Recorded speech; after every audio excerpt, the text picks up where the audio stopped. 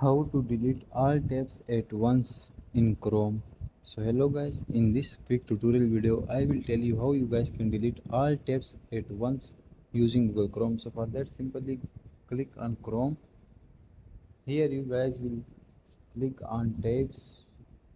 Now the question is how we can clear all tabs at once, because sometimes some people add like 40-50 tabs and it was difficult to delete one by one.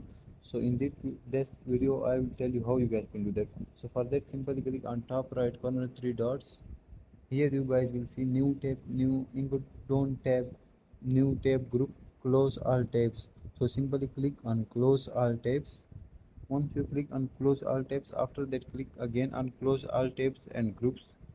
Once you click on that, your all tabs will be closed. That's how you guys can do that. Thanks for watching.